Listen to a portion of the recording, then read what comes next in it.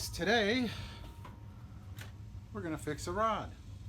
So I went to Walmart last night on a romantic date with my wife, because that's where married people go, and I found me a Proficiency 6'7" casting rod. It is medium, or what is it? Medium heavy, or it's heavy actually, which is even better, because I have some large swim baits that I made that I wanna cast with it. And this rod was in my favorite department, which is the clearance section. Clarence. And it was $24. This rod, I looked it up on their website, they want 100 American dollars for it. And I'm just a regular guy, and I don't have that kind of loot to throw around. So I looked it over, and lo and behold, the old famous tip is broken off, and it's missing a guide right here. I had an aunt who used to work at Wally World, and she told me that people come on vacation and they would buy a rod, use it while they're here, and then break the tip and return it. I don't think that's what happened with this one, but because it still has the tags and labels on it. But for $24, I was able to get a really nice rod, and we can fix it, and it's easy, and it's cheap, and it's quick, and those are some of my favorite things. All right, so what are we going to need for this project? Just some simple tools. You need a heat gun. You need some string on a, I think that's a fly tying bobbin. I'm sure someone will tell me if I'm wrong. I need super glue accelerator. I'll even use fingernail polish just to make it look fancy for you people. That's right, I said it. Little pair of scissors, maybe some tweezers, razor, and pliers. And then you need a piece of rod to donate parts from. You can find a broken piece of a rod tip at any boat ramp or public fishing area, fishing pier.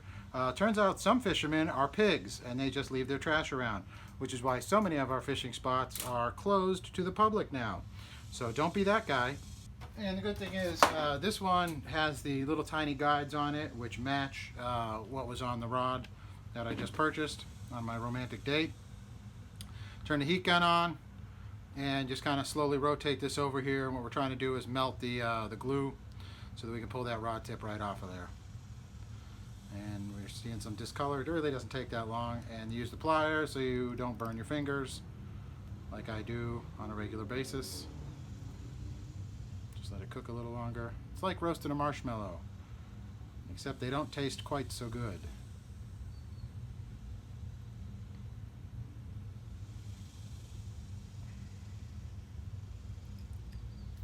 Voila! And now for my next trick, I won't burn myself. Same thing for the second one. It's probably not a bad idea to have a fan on, safety tip, so that the harmful chemical smoke does not get all in your lungs. So well ventilated area, folks. Well ventilated area.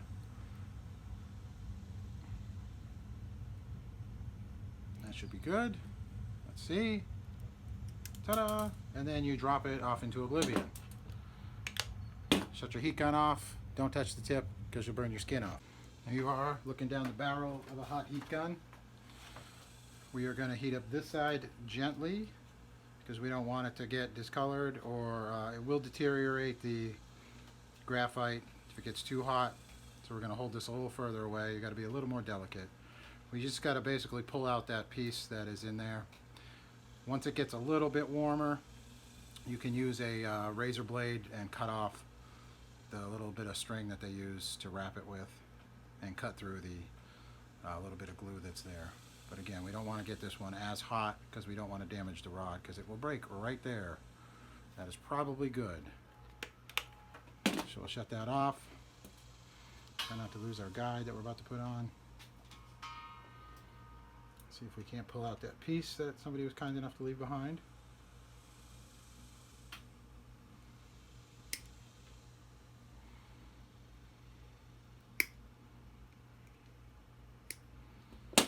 Survey says we can't. So we'll take this. Hard to do without putting my large melon in the camera shot. But yeah, it slices right through. Pretty nice. Whammo slammo. Remember, don't cut towards yourself. That cooled off enough now. Okay, And then this just unwraps like Christmas morning. All right.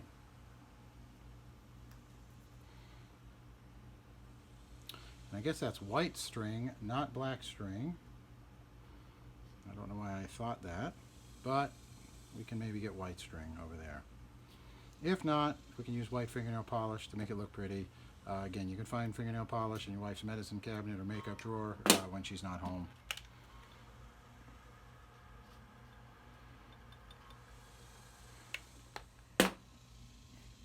All right.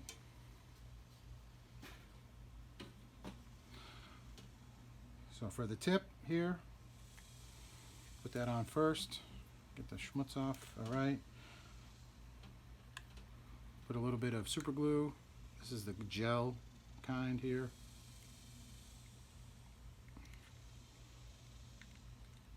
Just down in it. Good. Nice shaky hands. Always helps with super glue. Fit it over it. Wiggle, wiggle, wiggle. Just a little bit.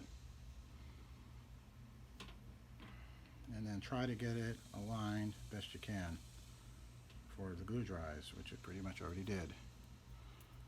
Okay. All right. Now, the more fun part. It's nice to have a rod making stand, but if you don't have one of those, a decent pile of junk off camera where you can't see will often suffice. I did leave a little bit of that on there, hopefully to help hold it in place. This I got to clean up a little bit more. Magic.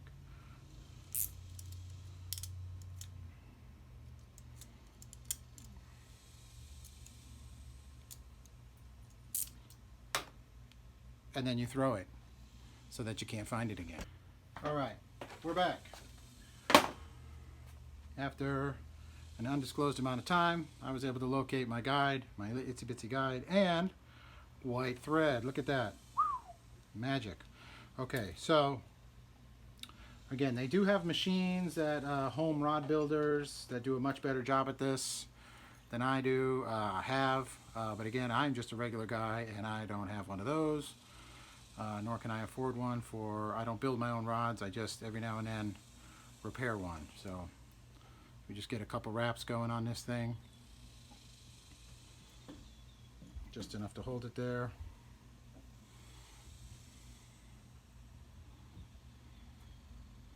Make sure that that is lined up with the other guides, more or less. Holding that string out of the way. And just wrap. Wrap, wrap, wrap, wrap, wrap.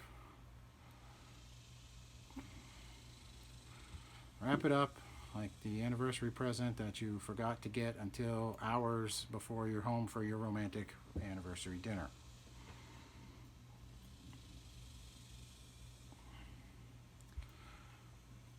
Okay. And nobody said that was a good joke. But you're not paying me for the jokes. I'll go over it just a couple times and then just tie it off. Hopefully it will stay. Again, it is balancing on a pile of junk over there. Nope, that was terrible. It's good enough now that we can cut off the excess.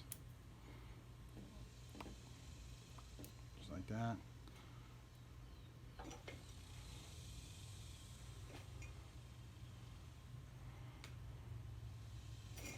My assistant were available, I would have him hold the other side of that rod to keep it from doing what it's doing right now. I'm literally trying to balance it in a half-broken glass jar. And I guess that's probably not even on camera. Good. Don't worry about that stuff that just fell on the floor. This is the worst. Okay, there we go.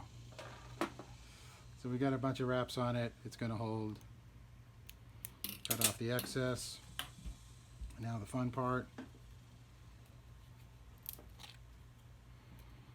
This is the super thin, fast super glue.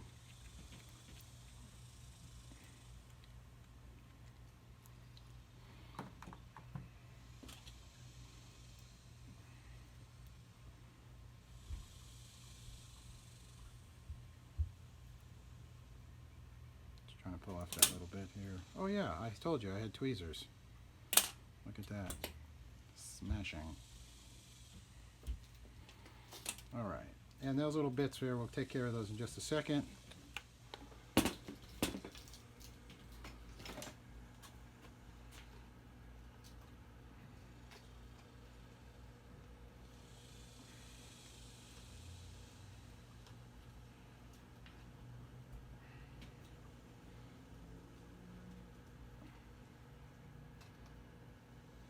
All dry. Okay.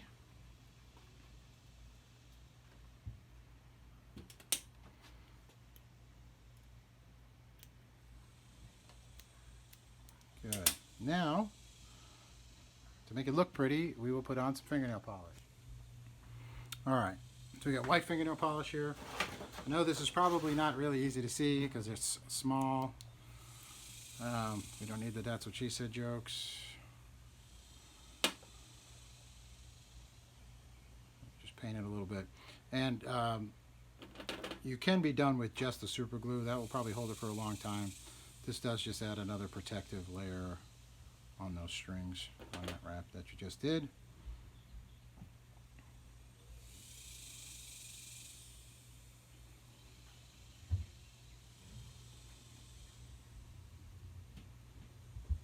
And it makes it look pretty. Even though I have asked the fish that I've caught on my equipment that's all made like this, and none of them cared. Okay, so here's the rod tip replaced, and there's the guide all replaced, and they line up. Fancy. And this will work just fine for $24 and just a few moments of work. I hope you enjoyed. Don't forget!